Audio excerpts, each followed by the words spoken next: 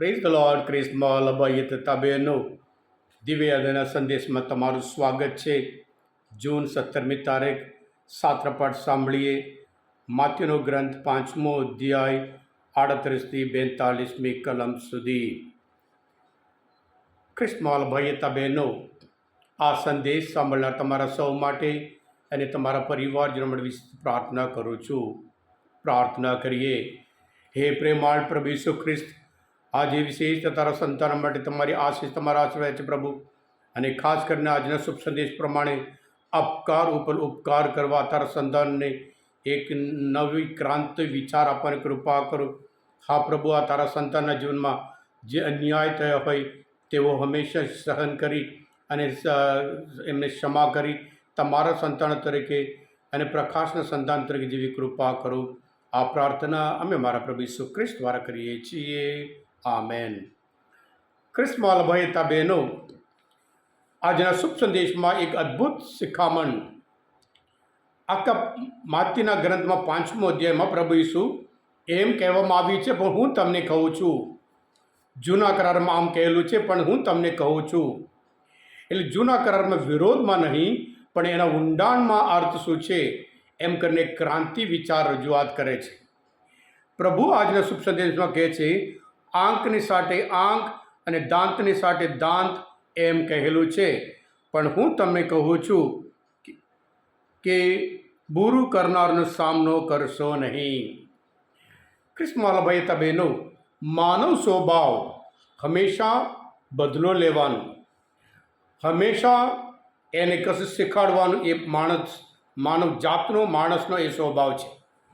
જૂના કરારમાં એવું હતું, કોઈ એક કોમના વ્યક્તિ બીજા કોમના એક વ્યક્તિ ઉપર હુમલો કરે અને પછી એ કોમવાળા આખા આ કોમના ઘણા બધાને નુકસાન કરે. એટલે જે શિક્ષા થઈ અને એ પ્રમાણે આપણે ન્યાય આપવાનું છે એમ કરીને બહુ ભારે નુકસાન કરતા હતા. ત્યારે જેટલી નુકસાન એટલું તમે નુકસાન કરી શકો એમ કરીને આંખની સાથે આંખ, દાંતને સાથે દાંત એ નિયમ બનાવવામાં આવ્યું હતું. સાથે સાથે રોમન સરકારના જે સૈનિકો હતા એ લોકો જે કરે એ આપણા પર કરવાનું છે.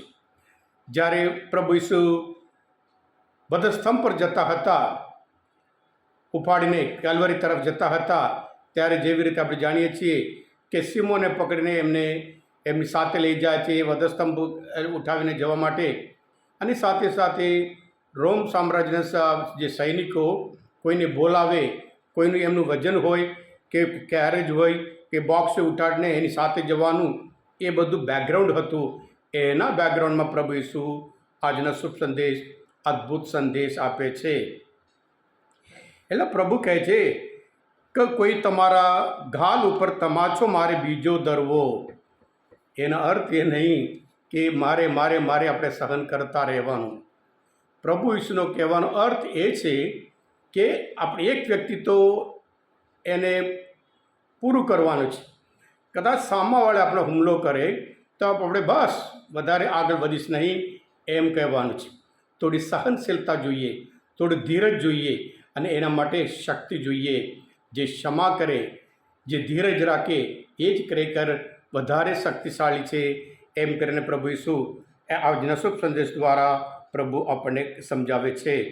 હા ક્રિસ્મસ ભાઈ તા બહેનો, જેવી રીતે સજા હોય, જેવી રીતે ગુનો હોય એ પ્રમાણે બધા આંખની સાથે આંખ, દાંતની સાથે દાંત આજના પિક્ચરમાં પણ જોઈએ છીએ કે બલકે એના કરતાં વધારે નુકસાન કરવામાં આવે છે.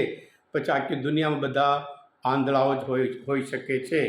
જ્યારે પ્રભુ ઈસુને ગિરફ્તાર કરવા માટે આવ્યા અને ગિરફ્તાર કર્યા, ત્યારે માથ્યુના ધર્મશાસ્ત્ર 26મો અધ્યાય 52મી કલમમાં કે ઈસુને પકડી ખેદ કર્યા.